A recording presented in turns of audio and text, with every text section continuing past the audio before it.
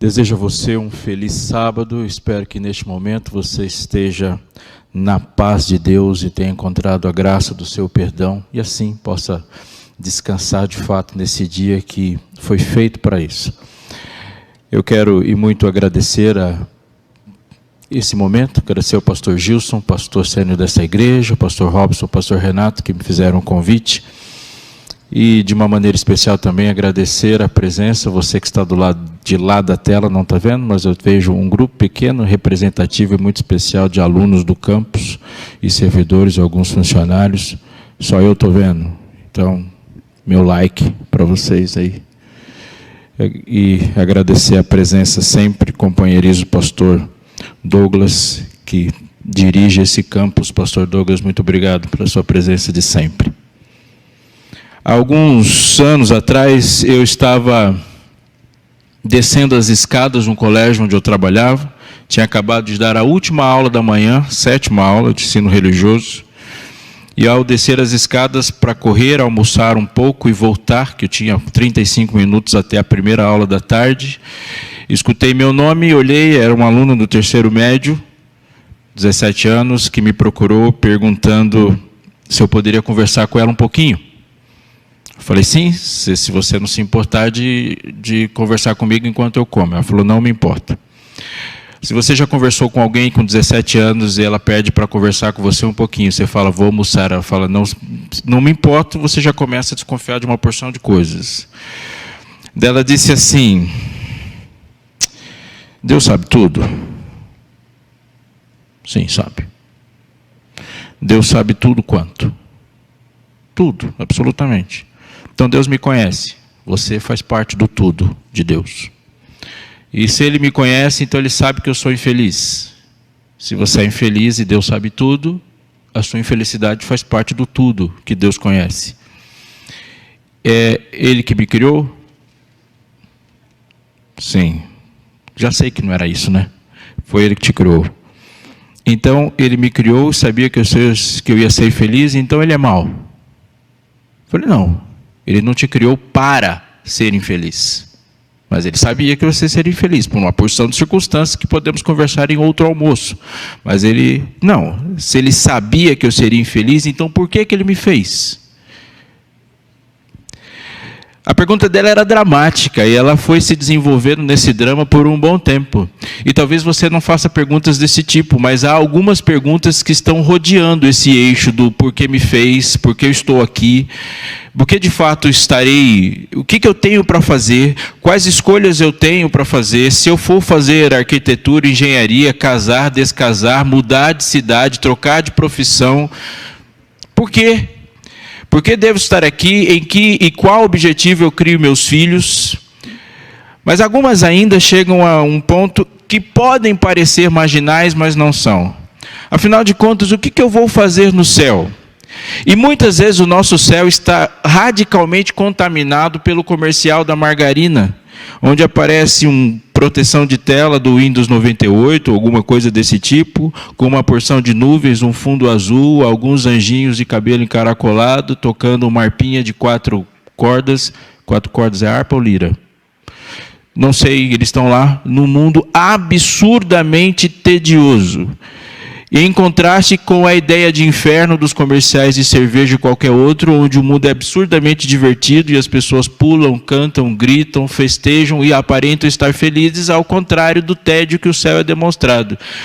E por mais que isso seja uma perspectiva humana, mundana, carnal do céu, há pessoas dentre aqueles que se professam seguir e servir a Deus e creem na Bíblia que faz a mesma pergunta, nós vamos passar a eternidade fazendo o quê? Plantando, colhendo. Talvez você não tenha um céu de comercial de margarina ou de cerveja, mas pode ser também que você esteja vivendo a expectativa de um céu de flanelógrafo. Essa eu mexi com a sua idade. Ou um céu belas histórias. Um céu ilustrado, que também é bem parecido com o zoológico. Uma gramado e um monte de bicho. E a gente está ali sonhando em brincar com leão, com elefante ou coisas desse tipo. Presta atenção na frase que eu vou te dizer e continue prestando e levando ela a sério do decorrer desse sermão. há um sinal forte de desequilíbrio quando nós falamos de mais sobre coisas que Jesus falou de menos, sobre todos os assuntos. E esse sinal de desequilíbrio também é real quando a gente fala de menos sobre coisas que Deus falou de mais. Porque assim nós devemos nos posicionar biblicamente. Mas se essa pergunta ela não está clara e plenamente resolvida na sua cabeça, eu convido você a me acompanhar em alguns aspectos fundamentais da Bíblia e, por favor, anote o que eu vou te dizer no lugar do seu cérebro que não tenha muito trânsito para não ser apagado. A nossa ideia de céu, de eternidade, de nova terra, está fundamentalmente conectada com a ideia que fazemos de nós mesmos e de Deus. Mas muitas vezes a ideia que fazemos de céu, ela está contaminada com a ideia que nós fazemos proporcionada pela nossa própria carnalidade. E eu gostaria que você lesse na Bíblia comigo algumas coisas para entender do que eu estou querendo dizer. Se você voltar um pouco para a sua Bíblia, bastante na sua Bíblia, logo no primeiro capítulo, há um fundamento ali que deve necessariamente ser levado em questão. Gênesis capítulo 1, verso 26. Gênesis capítulo 1, verso 26, há uma descrição de você. Também disse Deus, capítulo 1 de Gênesis, verso 26, façamos o homem. O que essa frase diz? Que você é um ser criado. Seres criados não se definem. Se você quiser saber qualquer coisa a seu respeito, você tem que perguntar para Deus, porque você não se inventou, você não se descobre. Deus te criou e, portanto, se Deus te criou, o que você é, o que deve ser, o que deveria ter sido, o que você será, está definido pelo propósito da criação. Ele diz, façamos o homem à nossa imagem, diz o texto, conforme a nossa semelhança. Portanto, Deus não somente o fez, e o seu propósito está encontrado nele, como ele fez e definiu o propósito. E muitas vezes a gente passa pela vida procurando e perguntando o que eu devo fazer aqui ou acolá, como eu devo me posicionar, qual é o plano de Deus da minha vida, e esse plano estava definido antes de você. Quando ele diz assim, façamos o homem à nossa imagem, conforme a nossa semelhança, não há mais margem para essa pergunta na profundidade da resposta que Deus fez antes de você perguntar. Qual é o propósito da minha vida? Ser imagem e semelhança de Deus. Onde você estiver. Qual é, portanto, o grande efeito do pecado? Desmanchar em mim a imagem e semelhança de Deus. Qual é a ação da salvação? Retomar e refazer em mim a imagem e semelhança de Deus. Façamos o homem à nossa imagem conforme a nossa semelhança. Tenha ele, diz o texto, domínio. Domínio? Sim, porque isso é ser imagem e semelhança. Sobre os peixes do mar, sobre as aves do céu, sobre os animais domésticos, sobre toda a terra e sobre todos os répteis que rastejam sobre a terra. Para que Deus me fez? Por favor, preste atenção no que eu vou te dizer. Jesus não fez você para ser feliz. Então para com essa história de sair caçando felicidade. Deus o fez para glorificá-lo. E você nunca será feliz sem glorificá-lo. Porque felicidade está em alcançar o propósito, em não ser o propósito. Vou repetir. O propósito não é ser feliz. O propósito é glorificá-lo. E a felicidade só é encontrada quando o propósito é encontrado. E o propósito é glorificá-lo. Portanto, quer comais, quer bebais ou façais outra coisa qualquer, fazei tudo para a glória de Deus. Ele diz em Isaías 43, eu os criei para a minha glória. Portanto, atente porque eu vou te dizer. Quando você vem para um culto, você não tem o direito de dizer se o culto é bom ou ruim. Porque você oferece o culto, não recebe. Quem oferece o culto tem a obrigação de oferecer um culto que glorifique a Deus. Portanto, cultos não podem ser classificados em legais ou chatos. Cultos devem ser classificados em que atinge o propósito de glorificar a Deus e os que não atingem. E quando ele não atinge, e se Deus não gostou do culto e você gostou, é porque os seus gostos e o gosto de Deus são diferentes. Isso é muito perigoso. Nós não começamos a namorar simplesmente para produzir novos matrimônios. Nós namoramos para glorificar a Deus. E muitas vezes estamos nos escandalizando pela quantidade de divórcios, mas devemos nos escandalizar, antes de tudo, pela quantidade de namoros e casamentos que não o glorificam. Você arruma um emprego para quê? para ganhar dinheiro, ser bem-sucedido e alguém bater palma para você. Não.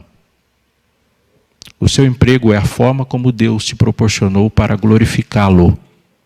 E a gente estuda para isso. Quer comais, quer bebais. Ou façais outra coisa qualquer. Fazei tudo para a glória de Deus. E tudo é isso aí. E você só vai encontrar sua felicidade quando glorifica. Nós fomos feitos para glorificá-lo. Então a pergunta é: Deus mudou o projeto quando o pecado me alcançou? Deus muda o plano quando o homem sai do Éden? A resposta clara de Cristo na Bíblia é: obviamente que não. Deus fez o homem, Adão e Eva, para glorificá-lo, e quando o homem sai desse Éden, o propósito de Deus continua intacto, e agora entra em curso um plano para que essa glória seja restaurada. Se você abrir a sua Bíblia no livro de Efésios, há um texto, uma parte do texto de Efésios que deve chamar a sua atenção. Gálatas, Efésios, capítulo 4 do livro de Efésios, verso 13, diz assim: Até significa o objetivo final do que ele vai descrever antes. E qual é o objetivo do que ele está descrevendo e o que ele descreve antes? Versículo 11. E ele mesmo concedeu uns para apóstolos, outros para profetas, outros para evangelistas e outros para pastores e mestres. Para quê? Com vistas ao aperfeiçoamento dos santos, para o desempenho do seu serviço, para a edificação do corpo de Cristo. Deus está descrevendo aqui, pela pena de Paulo, a maneira e a forma como Deus deu dons à igreja. E ele dá muitos dons, e designa serviços, e designa ministérios. Mas ele diz para que serve tudo isso?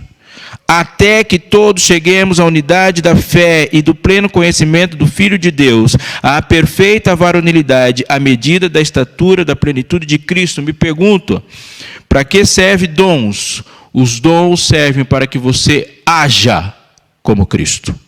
Para que quando o Espírito Santo toma a sua vida, enche você, ele enche você de Cristo, e a imagem de Cristo é restaurada quando você estende a mão, fala, age como Cristo. Se você olhar todas as listas de dons na Bíblia, dons são ações de Cristo, e você vai perceber nos 4 evangelhos Jesus fazendo tudo aquilo.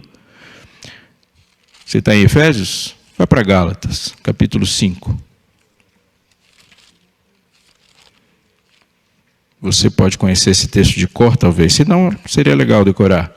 Gálatas, capítulo 5, verso 22, diz assim: Mas o fruto do Espírito é amor, alegria, paz,